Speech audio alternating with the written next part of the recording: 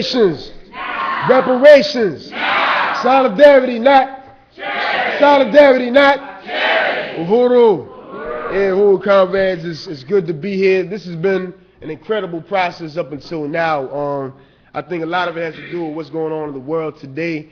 The crisis of imperialism is clearly deepening to unprecedented heights or depths, and this offered up a lot of opportunity for us to seize the time, as we say, and build revolutionary organization to liberate African people and the world's people at that. And so I've been asked by Chairwoman Hess and APSC's, the organizers of this event, to present on the history of the African People's Socialist Party. And this is a presentation that I've had the deep honor to do on a number of occasions and various events that the party has held over the last few years. And every time I make the presentation, I think I learn something more about not only the party, but my role in relationship to the party, which is not unlike the role and relationship that we should all have with the party in terms of not just being observers of a history, but being makers and shapers of a history.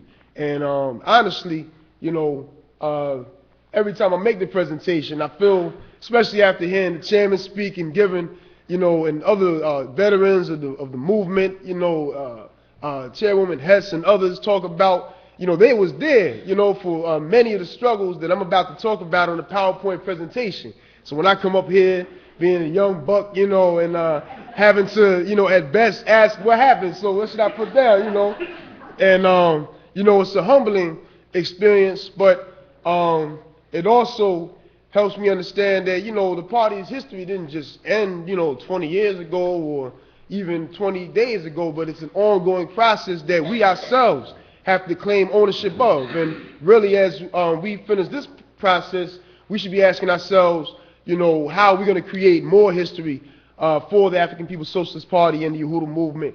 And I think I've come to understand that now, that we all, when we come into this movement, we all have the opportunity to be all that we can be, to be the best human beings and to stand up to our fullest stature. You can't say that about certainly not any job that the bourgeoisie may give you or any other organization on the planet that I know of. I know that the party and the Uhuru movement truly gives everybody the opportunity to struggle for the correct line and to really stand on the right side of the question of liberation and revolution. So with that said, I'm going to give this presentation. I guess we should turn the lights off, yeah. And DJ Bill, you got the ones and twos ready?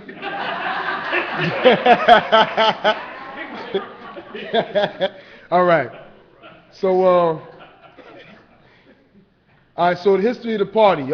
As we know, formally, the African People's Socialist Party was founded in 1972 by Chairman Omali Yeshitela and a number of other veterans of our movement, some of whom are not living today, including Lawrence Ham, who was the co-founder of the party. And was that, I'm sorry, Lawrence Mann. What did I say? Oh, my bad. Yeah, that's a whole nother history, yeah. So, 72 is the date and the year. And of course, the party's history has its origins even prior to 72 with the Black Power Revolution of the 1960s. We heard much of from the chairman. In 1968, Chairman Omali Yeshitela organized the Junta of Militant Organizations, or JOMO, which was a Black Power organization similar in goals and structure to the Black Panther Party. The name reflected a growing awareness of our connection with Africa. The acronym JOMO was appropriated from Jomo Kenyatta, who at the time was mistakenly believed to be the leader of the Mau Mau, the revolutionary anti-colonial organization in Kenya, also known as the Land Freedom Army. Here you see, this is a picture of Malcolm X. I know we all familiar with Malcolm, who in many ways we could see as a real iconic figure of the Black Power Revolution in terms of his articulations and understandings that he was able to bring to the African liberation movement, especially in the U.S., during a time when the African working class was increasingly are becoming more critical of the African middle class or liberal middle class led civil rights movement. The African workers were constantly challenging the whole question of nonviolent struggle and integration because of the objective reality being that civil rights had not resulted in any transformation in the conditions that the people face. You know, even though we have the right to vote for some Negro to be a judge or a mayor or even a president, we still catch hell. And essentially that served to radicalize the people. And of course that was helped by forces like Malcolm X, who were somewhat of a mouthpiece, were able to articulate the contradictions found in that stage of our movement's development. And so we owe a lot in terms of even the party's understandings and that of the Uhuru movement to some of the ideological foundation laid down by forces like Malcolm X, and before him forces like Marcus Garvey, who were very clear on the question of independence as opposed to integration. But of course in 1968 we see amongst various different formations calling for black power, the formation of the Junta of Militant Organizations, or JOMO. And as I said before, JOMO itself was inspired, the name inspired by Jomo Kenyatta, who at the time our movement believed to be the leader of the Mau Mau movement and the anti-colonial struggle going on in Kenya. Later on we understood that Jomo Kenyatta was a neo-colonial dog, but the point is that even in terms of taking the name Jomo and holding up the slogan or the call of Uhuru, said something about the Uhuru movements and Chairman Omali Ishitela's understanding of the significance and centrality of Africa, which is not something that was all that well understood in various sectors of our movement, even inside the Black Panther Party.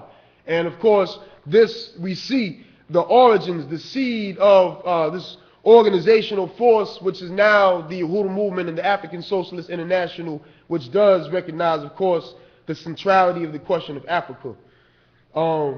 In that same period, we have Jomo establishes the Burning Spear newspaper, which is the longest running, up to this date, consistently running black power publication on the planet. There's no other revolutionary, African revolutionary newspaper in existence that has been around longer and more consistently than the Burning Spear newspaper. And even today, the Spear is well known throughout African communities, wherever the party has been, and sometimes where the party has not been. And some of the reason why the party is known in places where we haven't been is because of the Burning Spear newspaper, a critical organizing tool that I believe we're going to really see playing probably its most significant role in this upcoming period, as Africans will increasingly be looking to us for the answers and for information. So again, during this period, in the Black Power movement in the 1960s, as I said before, it was a period in which African working class had achieved a certain amount of ideological independence from the liberal sector of the African middle class and of imperialism itself. Of course, that split was manifested in the form of emergence of organizations like the Black Panthers and the withering away of the integrationist forces, even such as King and the SCLC that he led at one point. And another important thing to say in terms of our party's history is the counterinsurgency, which is a phenomenon that even to this day, very few forces in the African liberation movement truly understand in terms of its significance and how it impacted on our movement. And of course, during the 60s, we know that the Black Power movement, for all intents and purposes, had defeated imperialism both politically and ideologically. That is to say that, you know, you couldn't sit a Malcolm X down and Richard Nixon down in a debate and expect for Nixon to have any real legitimate response to what Malcolm was saying, you know. And the objective analysis coming from the African working class through our movement you know, contributed to a severe loss, a defeat that imperialism suffered here in its own center. And of course, the only real response or criticism that the state could come back with was that of the gun, with a military response. And so this is what we characterize as the counterinsurgency, which is a military term used to essentially characterize war for a political end, particularly a war to crush the liberation movement of oppressed people. And in this case, a war to crush the Black Power movement, whose only demand was that of independence for African people. And so in this period, we know that this is where the federal, local, state levels of U.S. government cooperated in all types of ways to crush our movement, and primarily through straight up violence. Here we see a picture of one of our brightest leaders of the 60s, Fred Hampton, who led up the Illinois and the Chicago chapter of the Black Panther Party, and who we know on December 4th, 1969 was gunned down. He was assassinated by the Chicago Police Department. And this is just one of numerous, countless of such assassinations and kidnappings, etc. And of course, like I said before, the counterinsurgency was a war without terms. Meaning it wasn't like there was some type of Geneva Convention where the UN would intervene if the U.S. government was breaking some kind of policy in terms of how it went about crushing our movement. It was a war without terms. And that is the nature of the state. It will carry out whatever objectives are necessary to achieve its goal, which is to crush our movement. And so in this period, we see not just counterinsurgency through the gun, although that was its primary method, but we also see a counterinsurgency that incorporated all types of ideological assaults on the community, all to undermine our ability to understand the way forward. And so while the state killed all the revolutionaries, crushed our movement, they then in place raised up a neo-colonial strategy of white power and blackface, not only in the form of elected officials, but also, just generally speaking, a strategy that held up African leadership that would lead the masses of African people away from the revolution and safe into the embrace of some sector of the imperialist leadership. So that's why I have pictures of, on the far left, Superfly, who, you know, was a creation of the U.S. government, of Hollywood. You know, because before Superfly was revered in the community by the youth, the people was looking up to Huey P. Newton or Assata Shakur as the leaders, you know. And it was because of the assassinations and straight up crushing of our movement that the state is now able to raise up these illegitimate forces as leadership in our community. That's something that still goes on today in the form of the Rick Rosses and whatnot. In the middle we have, you know, this whole question of the education system, which, you know, it's not a coincidence that subsequent to the 1960s and the Black Power movement and even the Civil Rights struggle, now you find this overall tendency for, especially in the southern South, in the states in the South, for so-called integrated schools, etc., which is a means of undermining our ability to educate our youth and teach them basically how to struggle for freedom, and put them in circumstances within hostile environments in schools that are on the other side of town, etc. So the school system has always, but particularly after the Black Power movement was defeated in the 60s, has served as a real serious tool of counterinsurgency in our community. And of course, you got, you know, clowns like the judge over here, Mathis, you know, who holds up, you know, legitimizes the state and imperialism because he's African. So now, you know, he tells a story, oh, I'm from the streets too, and look what I did, da da da da da. And that's a way, it's a serious ideological offensive assault on our community. So this is all part of how the counterinsurgency functioned. And I say that all to say that had it not been for the African People's Socialist Party and the Uhuru movement, our community would be in a serious state of emergency. But because of the Uhuru movement survive the counterinsurgency. And this is perhaps one of the most important parts of the party's history, not just in terms of isolated struggles that we have led over the last 40 years, but just the general ability and the feat of surviving a counterinsurgency. Chairman talked earlier about how, during that period in the 60s, I mean, he spent 5 years in prison and, had to look in the newspaper to find out where he was at. And this is something that was happening to our movement all across the board. And actually all of the leaders of the Black Power Revolution either was killed, locked up until now, or forced into exile, or became professors and started going on speaking tours, getting, $80,000 an event, and, apologized for their participation in the revolution.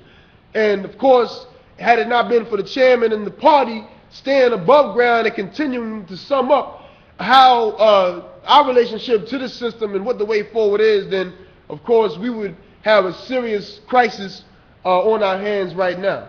We'd be unequipped, unarmed to defend ourselves in the fight for freedom. So that's probably the most significant aspect of the party's history.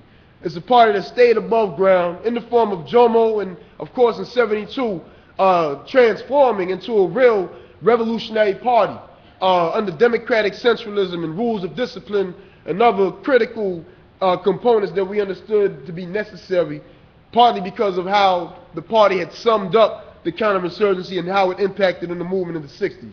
So there's not enough time to really get into all of that, but I urge people to read such documents as Israel 2, which is the party's report, I believe, to the 4th Congress, the 3rd Congress, that has a really extensive kind of analysis of the party's ability to survive the counterinsurgency and other things that I'm talking about in a real cursory way right now. So, of course, the party was founded in 1972, in May of 1972, at a time when the Black Liberation Movement had been destroyed as a movement and in a climate of political terror and brutal repression. Some of the organizations, I mentioned before that there was a number of forces that kind of joined together to form the African People's Socialist Party. Among them, of course, was JOMO itself, as well as a force called the Black Rights Fighters and Black Study Group, all of whom were forces from various parts of the state of Florida. And so in the early 70s, in the earliest stages of the party's history, there were some fundamental aims that the party had set for itself. Primarily, of course, to keep the Black Power movement alive in the U.S. One thing that the chairman is always saying is that the worst place for a revolutionary to be is either dead or in jail. And the worst place for our organization to be is underground. So by all means necessary, we have to keep the Black Power movement alive and continuing to lead struggle and to bring the masses of African people who had been forced out of political life through sheer terror or lack of leadership. The primary objective in that period especially was to rebuild and complete the Black Power Revolution in the 1960s, and that is the goal that we still set before us. Another important component is the defense and the struggle to free our political prisoners. Forces like Sundiata Acoli and Geronimo Pratt is out, and Herman Bell and other forces, and Assata Shakur, who's in exile, and other forces who either suffer the threat of extradition and being forced into a U.S. prison or are still rotting in a U.S. prison right now.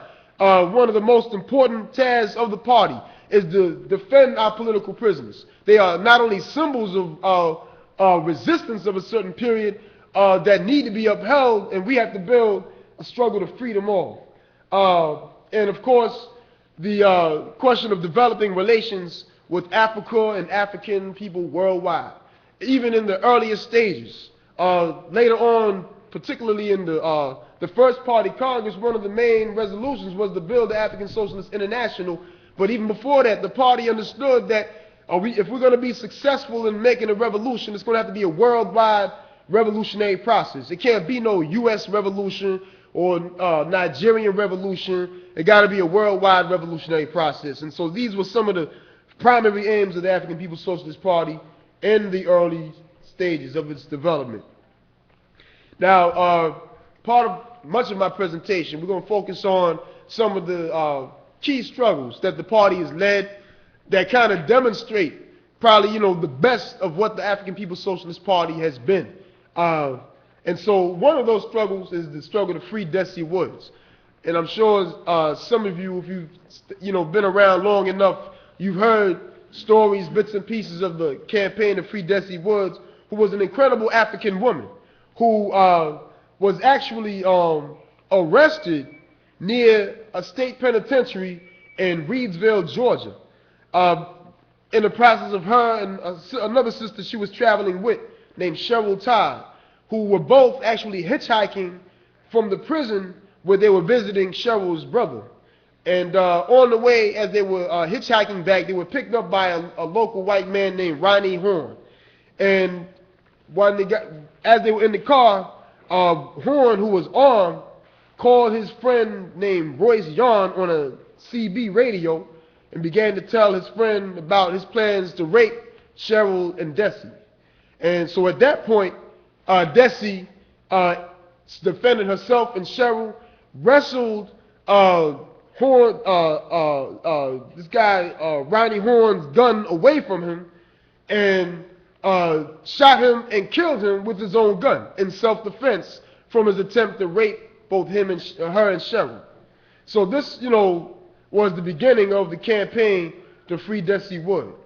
And it was a campaign that initially established a broad coalition of forces that, for whatever reason, had an interest in taking on the struggle to free Desi Woods.